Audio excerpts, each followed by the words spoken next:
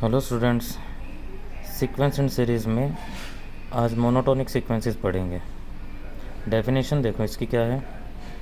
A sequence a n is said to be monotonically increasing if a n plus one is greater than equal to a n for all n belongs to natural number.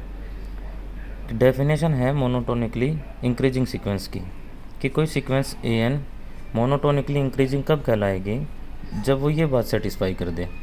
और इस बात का मतलब क्या है, जब हम n की वैल्यू नेचुरल नंबर से पुट करेंगे ना, तो n की वैल्यू 1 पुट की तो क्या हुआ, इसमें a2 is greater than equal to a1। और n की वैल्यू 2 पुट करेंगे तो क्या होगा, a3 is greater than equal to a2। तो जो सीक्वेंस जिसमें उसके टर्म्स ये बात सेटिस्फाई करें, किसी सीक्वेंस के अंदर उसकी टर्म्स ये बात सेटिस्फाई करें कि जो ये आगे वाली टर्म है, n+1 का मतलब है आगे वाली टर्म, और n है उससे जस्ट पीछे वाली कंजुगेटेड टर्म, इससे पीछे वाली। तो जो ये आगे वाली टर्म है ये पीछे वाली टर्म से बड़ी हो या बराबर, बड़ी या बराबर कुछ भी हो सकती, बराबर हो जाए तब भी और बड़ी हो जाए तब भी, अगर ये बात सेटिस्फाई करती है तो वो सीक्वेंस कैसी होगी, मोनोटोनिकली इंक्रीजिंग कहलाएगी। इसका एग्जाम्पल क्या है, ये सीक्वेंस देखो 1 1 2 2 3 3 4 4। इसमें क्या हो रहा है, जो आगे वाली टर्म है वो पीछे वाली टर्म के या तो बराबर है या उससे बड़ी होती जा रही है। 1 1 के एक बार तो बराबर आया और दूसरी बार क्या हुआ, जो 2 आ गया वो 2 1 से बड़ा है। ऐसे ही 2 2 के बराबर तो है, अगली टर्म में 3 बड़ा आ गया, यानी बराबर भी आ रहा है और इक्वल भी आ रहा है। तो चाहे सीक्वेंस में बराबर आ जाए, इक्वल आ जाए, चाहे दोनों आ जाए, तो क्या होगी वो सीक्वेंस मोनोटोनिकली इंक्रीजिंग हो जाएगी। ऐसे ही n स्क्वायर है, n है, इनमें तो बड़ी आती जाएगी तो वो मोनोटोनिकली इंक्रीजिंग हो जाएगी। अगली डेफिनेशन है, a sequence a n is said to be monotonically decreasing if a n plus one is less than equal to a n for all n belongs to N.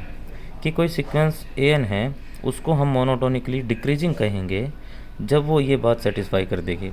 और ये क्या है, just उसका opposite है, यानी a n plus one is less than equal to a n. जो आगे वाली टर्म है वो पीछे वाली टर्म से छोटी हो या उसके बराबर हो। इसका एग्जांपल देखो 1 1 1/2 1/2 1/3 1/3 1/4 1/4, ऐसे चलेगा ना। तो इसमें क्या हो रहा है, जब पहली बार लिया तो पहली दो टर्म बराबर आ गई और फिर उसमें आगे क्या हुआ, 1 के बाद 1/2 उससे छोटी आई है, आगे वाली टर्म पीछे वाली टर्म से छोटी आई है, फिर बराबर और फिर छोटी आती जा रही है। तो क्या, ये किसका एग्जाम्पल है, ये मोनोटोनिकली डिक्रीजिंग सीक्वेंस का एग्जाम्पल है। ऐसे ही 1/n होगा जिसमें सब डिक्रीज होता जाएगा, ये तो डिक्रीजिंग हो गई। 1/n² है उसमें भी। थर्ड क्या है, इस sequence a n is said to be strictly monotonically increasing if a n is strictly greater than a n plus one is strictly greater than a n for all N.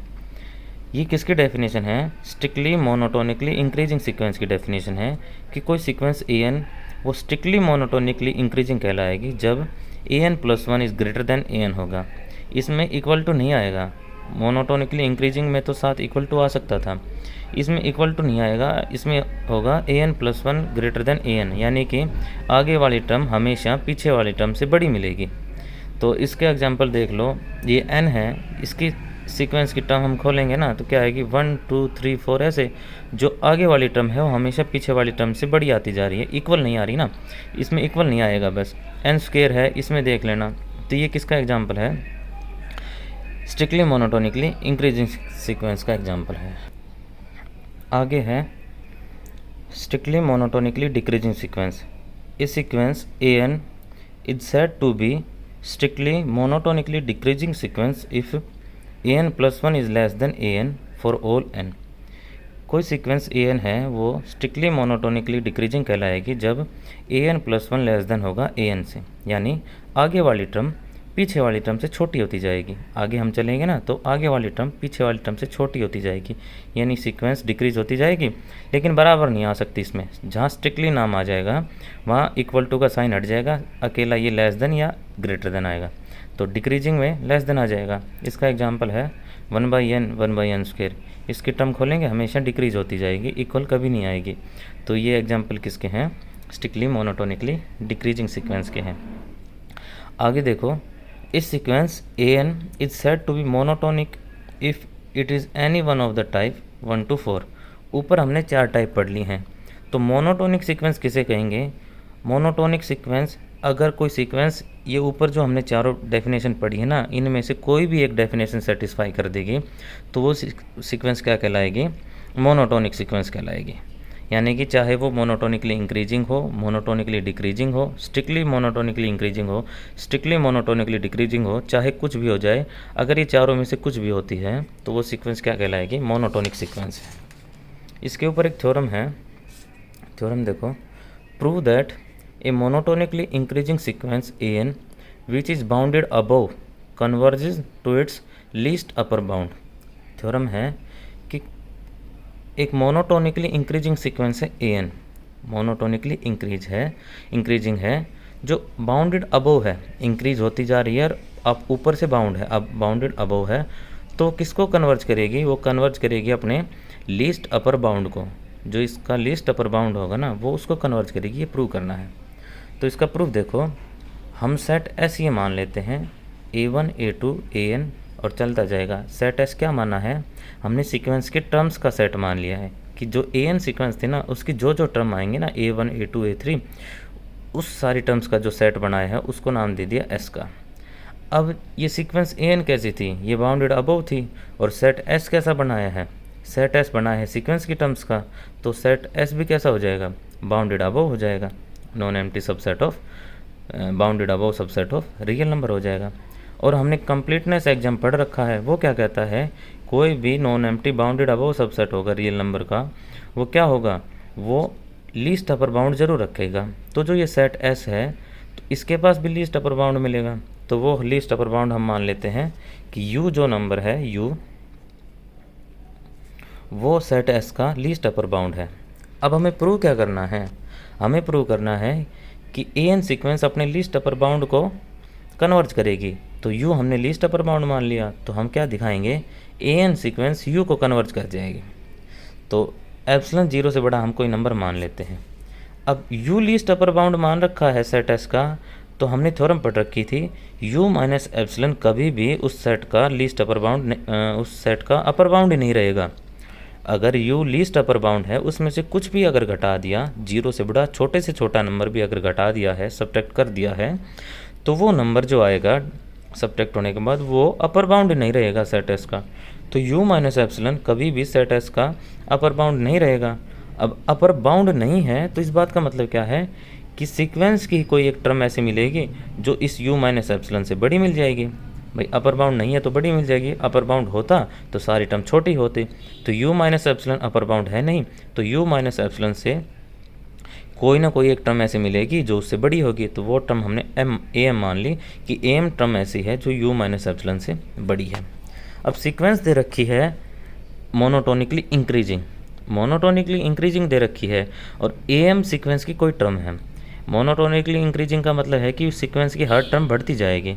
अब am उसकी कोई एक term मिली है, तो am से आगे वाली term क्या मिलेंगी? am से बड़ी मिलेंगी। तो am less than equal to हो जाएगा an से, और n क्या है? वो n m या m से बड़े नंबर है। यानी am कोई टर्म है, उसके बाद वाली जितनी भी टर्म हम मिलेंगे ना, ये n क्या है? m के बाद वाले नंबर है, उसके बाद वाली सारी टर्म क्या मिलेंगी? am से बड़ी मिलेंगी। अब u माइनस एप्सिलॉन am से ही छोटा था, तो an से भी छोटा मिलेगा, क्योंकि an तो am से बड़ा है। तो यहाँ से हम क्या कहेंगे? u minus epsilon is less than an। और कब कौन से an है? ये वो n है जो m या m से बड़े हैं। तो इनके लिए u माइनस एप्सिलॉन छोटा हो जाएगा an से। इसको इक्वेशन नंबर फर्स्ट दे दिया। अब u अपर बाउंड दे रखा था सेट s का, तो u प्लस एप्सिलॉन भी क्या मिलेगा? अपर बाउंड मिलेगा सेट s का। अब अपर बाउंड है तो इस बात का मतलब क्या कि सीक्वेंस की हर एक टर्म an इस u प्लस एप्सिलॉन से छोटी मिलेगी। भाई u लीस्ट अपर बाउंड था, अपर बाउंड तो था, और u प्लस एप्सिलॉन भी क्या होगा? अपर बाउंड होगा। तो u प्लस एप्सिलॉन से भी छोटी मिलेंगी सीक्वेंस की हर term. an is less than u plus epsilon for all n। इसको इक्वेशन नंबर 2, इन दोनों को मिलाएंगे फर्स्ट एंड सेकंड को, तो क्या होगा?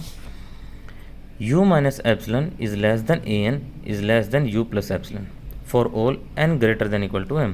जब हम दोनों को मिला के ये बात लिखना चाहेंगे तो क्या होगा? u प्लस एप्सिलॉन से तो an सारे छोटे थे, ये तो फॉर ऑल n के लिए था, और u माइनस एप्सिलॉन छोटा होगा an से कब? वो n के लिए जो n m या m से बड़े हैं, तो दोनों का इंटरसेक्शन क्या आ जाएगा, u minus epsilon less than a n less than u plus epsilon for all n greater than equal to m। इन बात के लिए ये बात हमेशा सेटिस्फाई हो जाएगी। और इस बात का मतलब क्या है कि u माइनस एप्सिलॉन का मोड किससे छोटा है, एप्सिलॉन से छोटा है। कब, for all n greater than equal to m। और ये किसकी डेफिनेशन बन गई, ये डेफिनेशन बन गई सीक्वेंस an किसको कन्वर्ट कर रही है, u को। यहाँ क्या आएगा, u आएगा, ये आ जाएगा an, क्या करेंगे हम, सब में u सब्ट्रैक्ट करेंगे पहले, तो ये हो जाएगा minus epsilon less than an minus u less than epsilon, ये होगा। और इस बात का मतलब क्या है कि an माइनस यू का मोड लेस देन हो गया epsilon for all n greater than equal to m। तो ये किसकी डेफिनेशन बन गई कि an सीक्वेंस किसको कन्वर्ट कर रही है, u को कन्वर्ट कर रही है। और u क्या था, लीस्ट अपर बाउंड था। सिमिलरली एक और थ्योरम है कि मोनोटोनिकली डिक्रीजिंग सीक्वेंस an है जो बाउंडेड बिलो है, बाउंडेड बिलो किसको कन्वर्ट करेगी, अपने ग्रेटेस्ट लोअर बाउंड को। इसका प्रूफ बिल्कुल सेम है जो हमने ये पढ़ा है, इसको पढ़ लेना। Thank you.